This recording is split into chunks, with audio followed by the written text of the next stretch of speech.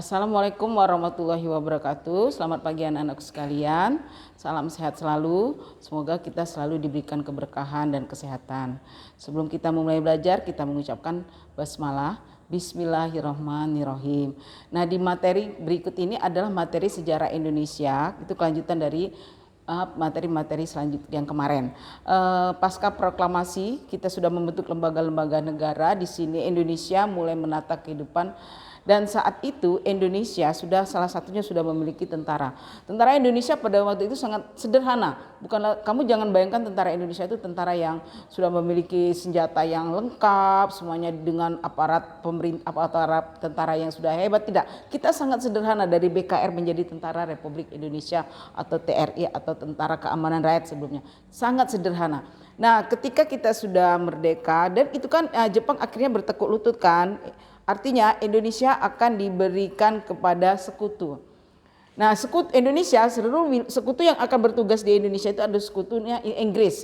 Sekutu itu kan ada Amerika, Inggris, Belanda, termasuk di situ Australia. Nah, yang datang ke Indonesia sekutunya itu adalah sekutu yang dari bangsa Inggris.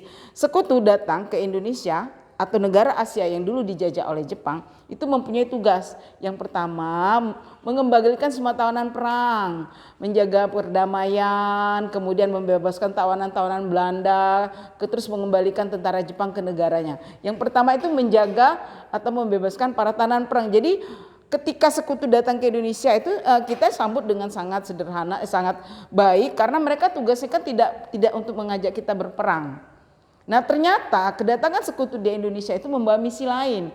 Apa yang disebut misi lain itu?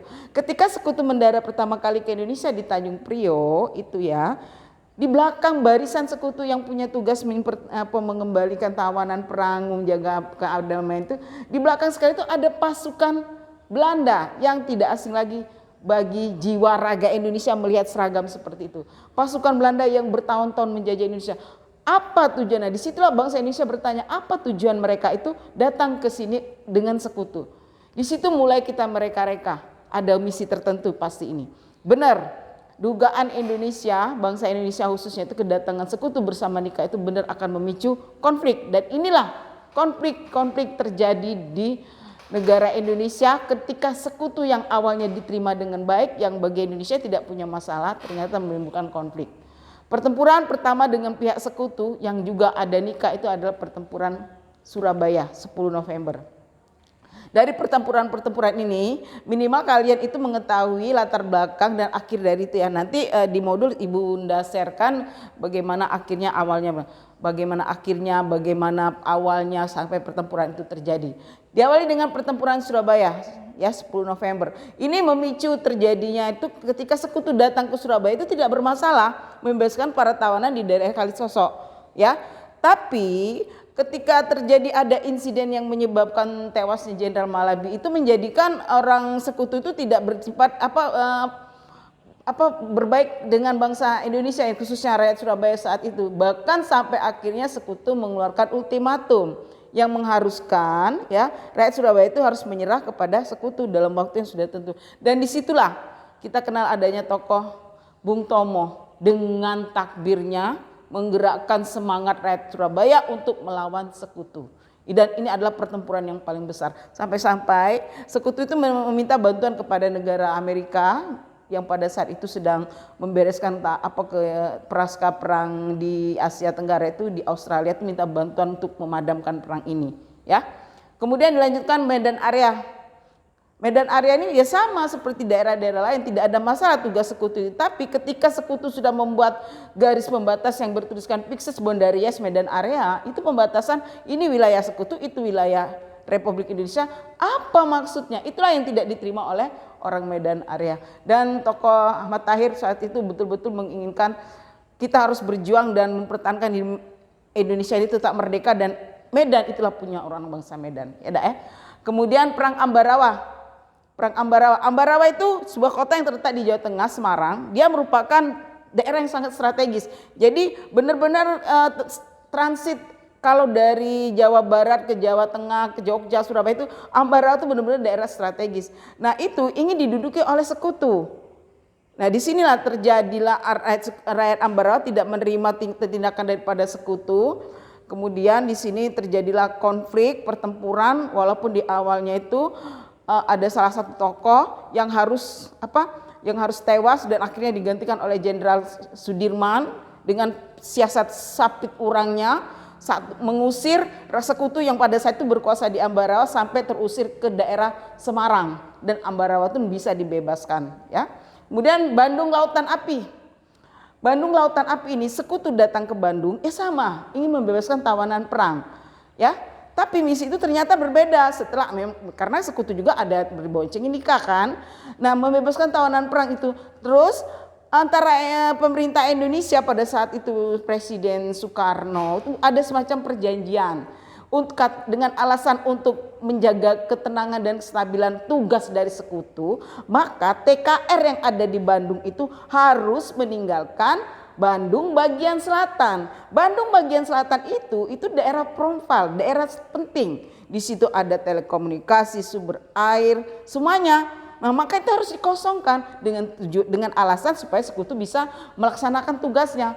Nah, di sini rakyat Bandung salah satu sisi harus mematuhi perintah dari pimpinan nasional, salah satunya dia tidak suka dengan apa maksud sekutu di sini mengharuskan Bandung yang bagian selatan itu harus dikosongkan. TKR dan rakyat dalam hal ini Muhammad Toha sebelum meninggalkan Bandung Selatan itu Bandung bagian selatan mereka melakukan pembakaran. Muhammad Toha itu berjibaku, dia membakar dirinya ke gudang mesiu yang didirikan oleh Belanda yang ada di Bandung Selatan. Makanya terjadilah peristiwa Bandung bagian selatan, TKR lari ke utara. Kemudian dari melawan secara militer kemudian secara dengan Belanda. Militer kita dengan Belanda terjadi perang Bali, Puputan. Kenapa terjadi perang Bali? Karena nanti dalam perundingan Linggarjati, ini kaitannya dengan perundingan Linggarjati, Bali itu tidak termasuk ke dalam wilayah Indonesia. Bali akan menjadi negara bagian Indonesia Timur yang dibentuk oleh Belanda. Kata I Gusti Ngurah Rai, daripada kami bergabung dengan Belanda lebih baik kami memisahkan diri. Maka terjadilah perang Puputan. Kemudian peristiwa Merah Putih di Manado dan peristiwa di Hotel Yamato di Surabaya.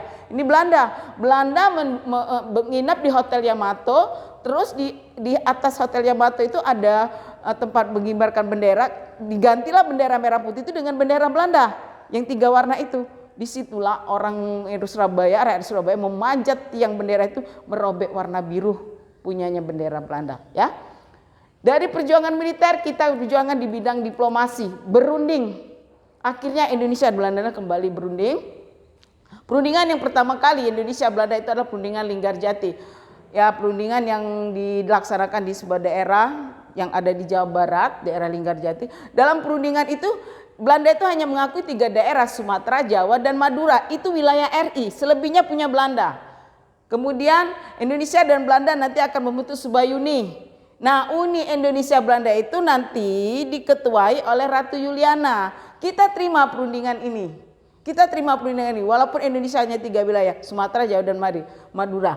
Tapi ternyata Sumatera, Jawa, dan Madura yang selebihnya wilayah Belanda tidak puas. Kita ini mendapatkan, padahal dia sendiri yang memutuskan itu wilayah Indonesia. Belanda tidak puas, akhirnya Belanda melakukan agresi militer. Belanda pertama, dia ingin menguasai daerah-daerah penghasil devisa di tempat wilayah RI yang 3 pulau tadi itu, ya, untuk menghasilkan devisa. Nah, karena dilihat Belanda ini melakukan konflik lagi dengan Indonesia, maka PBB pun turun tangan, dibentuklah Komisi 3 Negara. 3 negara ini dipilih oleh Indonesia, Belanda, dan sebagai negara netral. Indonesia memilih Australia dengan Richard Kirby-nya, Belgianya dengan Paul Van Zeeland-nya, Amerika dengan peran Graham-nya, ya. Mereka kemudian melakukan perundingan dengan perantara Komisi 3 Negara, berundinglah di atas USS Renville, kapal milik negara Amerika, kapal Renville. Di sini hasil dari Renville itu sangat merugikan Indonesia. Kenapa? Karena wilayah Indonesia yang 3 pulau itu semakin sempit. Karena di daerah 3 pulau itu dulu yang wilayah diserang pada agresi militer Belanda akan dijadikan negara Belanda, jadi negara boneka, ya. Nah, itu sangat merugikan.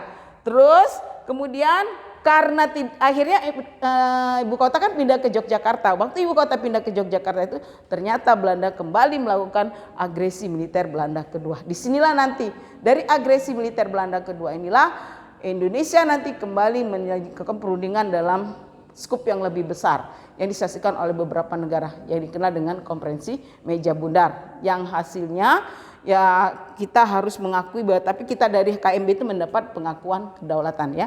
Nanti di modul Ibunda sharekan. Oke, ini saja materi kita bahasa sejarah Indonesia.